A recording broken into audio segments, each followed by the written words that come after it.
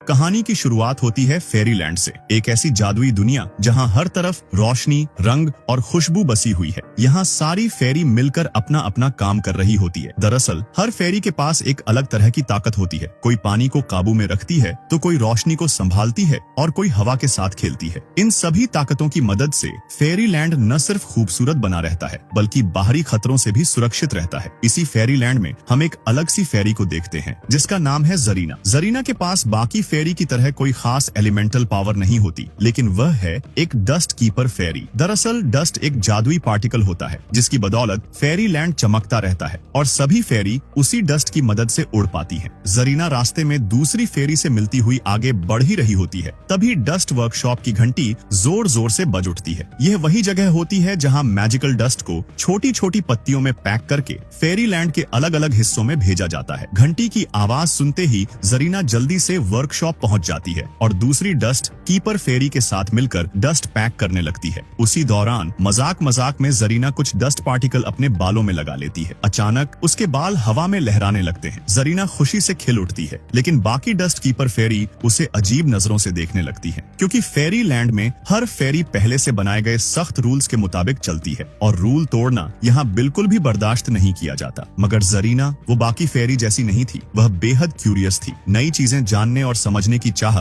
उसे अक्सर एक्सपेरिमेंट करने पर मजबूर कर देती थी। इसी बीच डस्ट कीपर फेरी के हेड गैरी वहां पहुंच जाते हैं। गैरी जरीना को अपने साथ ले जाते हैं और उसे बताते हैं एक खास डस्ट के बारे में जिसे कहा जाता है ब्लू डस्ट। गैरी समझाता है कि ब्लू डस्ट की मदद से मैजिकल डस्ट की ताकत कई गुना बढ़ाई जा सकती है। वह यह राज जरीना को इसलिए बताते हैं क्योंकि उन्हें उस पर पूरा भरोसा होता है कि एक दिन वही एक बेहतरीन ब्लू डस्ट कीपर बनेगी। लेकिन जरीना की जिज्ञासा यही नहीं रुकती। वह मासूमियत से पूछ बैठती है, अगर डस्ट इतना जादुई है तो ये हमेशा गोल्डन कलर का ही क्यों होता है? बैंगनी या गुलाबी क्यों नहीं हो सकता? गैरी गंभीर होकर समझाते हैं, हम डस्ट कीपर्स हैं, हम किसी भी चीज के साथ छेड़छाड़ नहीं कर सकते, ये बहुत खतरनाक हो सकता है। मगर जरीना उनकी बातों को पूरी तरह दिल से नहीं लेती। चुपके से वह अपने बैंगल पर गोल्डन डस्ट लगाती है और उस पर ब्लू डस्ट की कुछ बूंदें टपका देती है। अचानक बैंगल में मौजूद डस्ट पार्टिकल तेजी से बढ़ने लगते हैं। वो आपस में टकराने लगते हैं और आउट ऑफ कंट्रोल हो जाते हैं। एक पार्टिकल उड़ता हुआ सीधे गैरी के सिर से टकरा जाता है। गैरी नीचे गिर पड़ते हैं। यह देखकर गैरी बुरी तरह गुस्सा हो जाते हैं और जरीना को सख्त चेतावनी देते हैं कि आगे से वह ऐसा कुछ भी न करे। टूटी हुई उम्मीदों के साथ जरीना अपने घर लौट आती है। वह बेहद उदास होती है क्योंकि उसका अब तक एक भी एक्सपेरिमेंट कामयाब नहीं हुआ था। उदासी में डूबी हुई वह अपनी एक्सपेरिमेंट बुक पढ़ रही होती है कि तभी उसके सिर पर लगा ब्लू डस्ट का एक छोटा सा पार्टिकल नीचे गिर पड़ता है। जरीना की आंखों में उम्मीद की चमक लौट आती है। वह गोल्डन डस्ट और ब्लू डस्ट को मिलाकर एक नया एक्सपेरिमेंट करती है और इस बार कुछ अलग होता है। वह एक ऐसा मैजिकल डस्ट बना लेती है जिसकी मदद से वह रोशनी को कंट्रोल करने लगती है। एक ऐसी ताकत जो सिर्फ लाइट फेरी के पास होती है। जरीना खुशी से झूम उठती है। वह तुरंत अपनी दोस्त टिंकर फेरी को अपने घर बुलाती है। दोनों मिलकर एक्सपेरिमेंट करती हैं और अलग अलग रंगों के डस्ट पार्टिकल तैयार कर लेती है। यह देखकर टिंकर फेरी हैरान रह जाती है। दरअसल फेरी लैंड में हर फेरी का अपना एक खास रंग और पावर होती है और जरीना का बनाया हुआ डस्ट उतना ही पावरफुल होता है। लेकिन टिंकर फेरी को डर लगने लगता है। वह जरीना से कहती है, प्लीज ये सब रोक दो,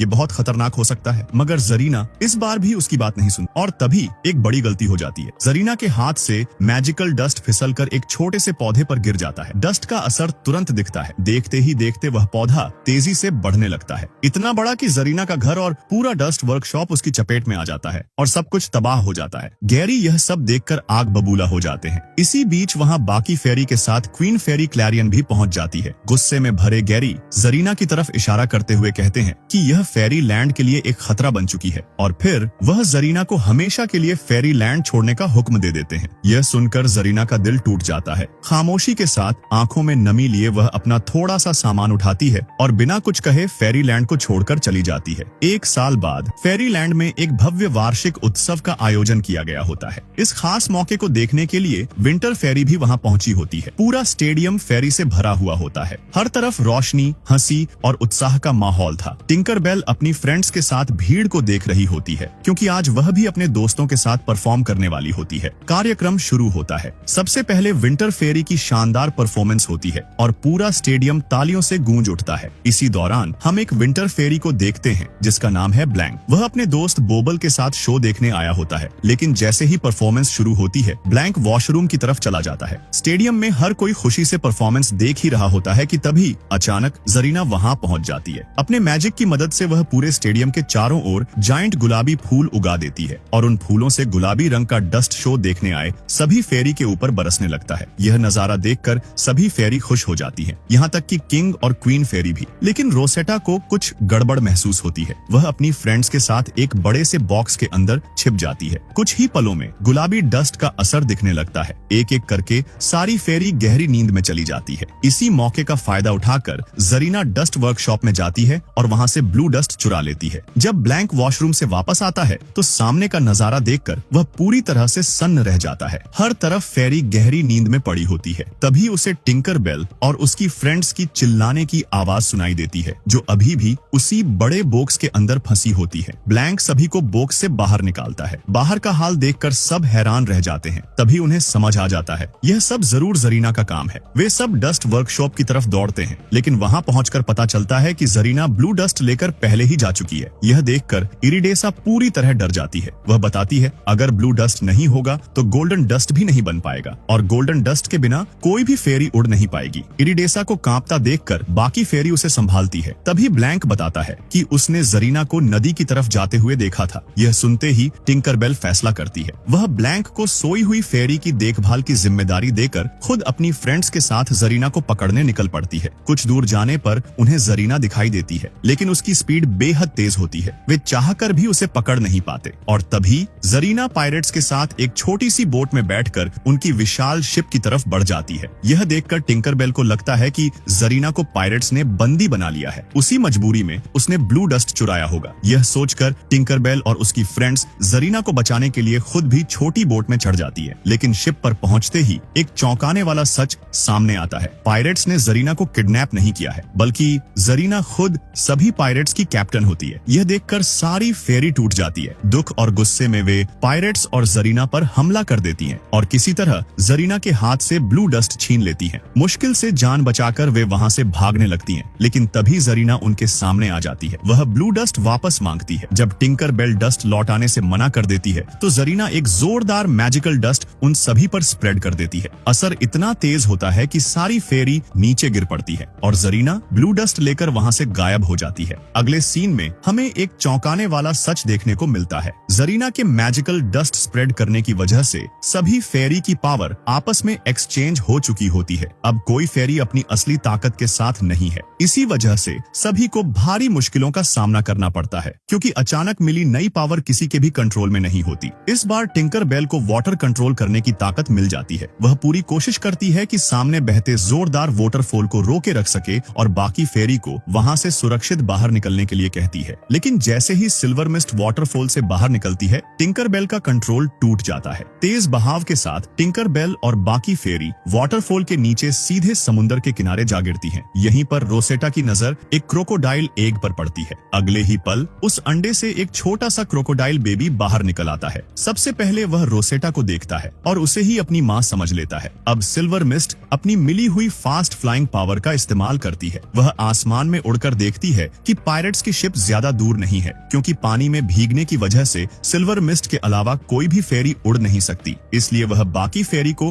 क्रोकोडाइल के टूटे हुए अंडे में बिठाती है और उन्हें खींचते हुए पायरेट्स की शिप तक ले जाती है। शिप पर पहुंचकर वे देखती हैं सारे पायरेट्स जरीना को अपना कैप्टन बनाकर बेहद खुश हैं, क्योंकि जरीना ने उनसे वादा किया होता है कि उनकी शिप हवा में उड़ सकेगी और इसी ताकत से वे पूरे समुद्र पर राज करेंगे। कुछ देर बाद ये सब पहुंचते हैं स्कल आइलैंड पर। यहीं जरीना ने अपना खुद का डस्ट वर्कशॉप बना लिया होता है। जरीना ब्लू डस्ट की मदद से ढेर सारा गोल्डन डस्ट बनाना चाहती है ताकि पायरेट्स की शिप आसमान में उड़ सके। दूसरी तरफ फेरी चुपचाप छिपते हुए उस जगह तक पहुंच जाती है जहां ब्लू डस्ट रखा होता है। जरीना उस समय जेम्स के साथ बात करने में बिजी होती है। मौका देखकर सारी फेरी मिलकर ब्लू डस्ट चुराने की कोशिश करती है, लेकिन पावर एक्सचेंज की वजह से वे आपस में तालमेल नहीं बिठा पाती और तभी जरीना की नजर उन पर पड़ जाती है। उसके इशारे पर एक पायरेट सभी फेरी को पकड़कर एक पिंजरे में कैद कर देता है। उधर जरीना ब्लू डस्ट की मदद से गोल्डन डस्ट बनाने में कामयाब हो जाती है। यह देखकर सारे पायरेट्स खुशी से झूम उठते हैं। जेम्स उत्सुक होकर पूछता है, अब हम उड़ेंगे कैसे? जरीना जेम्स के शरीर पर गोल्डन डस्ट लगाती है और उसे हवा में उड़ना सिखाती है। जेम्स बेहद खुश हो जाता है, लेकिन जैसे ही उसे यकीन हो जाता है कि गोल्डन डस्ट कैसे काम करता है, वह जरीना को धोखे से पकड़ लेता है और एक बॉक्स में कैद कर देता है। असल में जेम्स ने शुरू से ही जरीना को कैप्टन सिर्फ इसी वजह से बनाया था ताकि वह ब्लू डस्ट और गोल्डन डस्ट हासिल कर सके। यह सच्चाई देखकर जरीना पूरी तरह टूट जाती है। उसे समझ ही नहीं आता कि अब वह क्या करे। उधर दूसरी तरफ टिंकर बेल और बाकी फेरी अब भी पिंजरे में बंद होती है। वे कई बार भागने की कोशिश करती हैं, लेकिन हर बार पायरेट उन्हें पकड़ लेता है। तभी अचानक शिप पर वही क्रोकोडाइल बेबी आ जाता है जो बीच पर रोसेटा को मिला था। वह रोसेटा और बाकी फेरी को पिंजरे से आजाद कर देता है। जब पायरेट उन्हें फिर से पकड़ने आता है तो बेबी क्रोकोडाइल उस पर हमला कर देता है। मौका मिलते ही रोसेटा और उसकी फ्रेंड्स वहां से निकल जाती हैं। छिपते छिपाते वे फिर उसी जगह पहुंचती हैं जहां ब्लू डस्ट रखा होता है। वे ब्लू डस्ट उठाकर वहां से जाने ही वाली होती हैं कि तभी उन्हें जेम्स की आवाज सुनाई देती है। जेम्स धमकी देता है, अगर तुमने ब्लू डस्ट मुझे नहीं दिया तो मैं जरीना को पिंजरे समेत समुद्र में फेंक दूंगा। यह सुनकर टिंकर बेल रुक जाती है। वह ब्लू डस्ट वापस उसी जगह रख देती है जहां से उसने उठाया था। जेम्स ब्लू डस्ट लेकर गोल्डन डस्ट को अपनी शिप पर डाल देता है और फिर वह अपनी उड़ती हुई शिप के साथ वहां से निकल जाता है। जरीना को पिंजरे समेत नीचे समुद्र में फेंक दिया जाता है, लेकिन जरीना के डूबने से पहले टिंकर बेल और बाकी फेरी मिलकर उसे बचा लेती है। इस वक्त जरीना पूरी तरह टूट चुकी होती है। वह खुद को इन सारी परेशानियों का जिम्मेदार मानती है। जरीना को परेशान देखकर बाकी फेरी उसे समझाती है कि जो होना था वो हो चुका है, अब पीछे नहीं आगे देखने का समय है। जरीना खुद को संभालती है और फिर सभी फेरी मिलकर एक आखिरी बार ब्लू डस्ट हासिल करने के लिए जेम्स की शिप पर पहुंच जाती है। यहाँ फेरी और पायरेट्स के बीच जबरदस्त फाइट शुरू हो जाती है, लेकिन समस्या ये थी फेरी साइज में बहुत छोटी थी। पायरेट्स के सामने उनका टिक पाना काफी मुश्किल हो रहा था। फिर भी सभी फेरी मिलकर पूरी हिम्मत से लड़ती है। उधर जरीना सीधे जेम्स से भिड़ जाती है और उससे ब्लू डस्ट छीनने की कोशिश करती है। वहीं दूसरी तरफ रोसेटा क्रोकोडाइल पर सवार होकर पायरेट्स पर हमला कर रही होती है। कुछ देर की कड़ी मशक्कत के बाद सभी फेरी मिलकर शिप का लंगर नीचे गिरा देती है। तभी सिल्वर मिस्ट अपनी पावर का इस्तेमाल करती है। वह समुद्र से मोटी मोटी बेलें निकालकर लंगर को जकड़ लेती है। शिप एक तरफ झुकने लगती है, लेकिन जेम्स बहादुरी दिखाते हुए बेलों को काट देता है। इसी दौरान फेरी के ऊपर एक बड़ा सा कपड़ा गिर जाता है और वे पकड़ी जाती हैं। तभी अचानक जरीना शिप का पतवार खोल देती है। इसका असर तुरंत होता है। जेम्स, गोल्डन डस्ट और कई पायरेट्स सीधे नीचे समुद्र में गिर जाते हैं। इसी मौके का फायदा उठाकर जरीना आखिरकार ब्लू डस्ट हासिल कर लेती है। लेकिन कहानी यहीं खत्म नहीं होती। ब्लू डस्ट लेकर जरीना और फेरी वहां से जाने ही वाली होती है कि तभी जेम्स फिर से सामने आ जाता है। गोल्डन डस्ट उसके शरीर पर लगा होता है, जिसकी वजह से वह हवा में उड़ पा रहा होता है। जेम्स जरीना से ब्लू डस्ट छीन लेता है, लेकिन तभी जरीना नीचे गिरे ब्लू डस्ट का एक छोटा सा पार्टिकल जेम्स की तरफ फेंक देती है। अचानक golden dust out of control हो जाता है। उसकी मात्रा तेजी से बढ़ने लगती है और जेम्स बेकाबू होकर इधर उधर उड़ने लगता है। इसी अफरा तफरी में जरीना अपने दोस्तों को आजाद कर देती है। सभी फेरी मिलकर जेम्स की बॉडी से गोल्डन डस्ट साफ कर देती हैं और जैसे ही गोल्डन डस्ट हटता है जेम्स उड़ने की ताकत खो देता है। अब वह बेबस हो चुका होता है। ब्लू डस्ट वापस मिलने से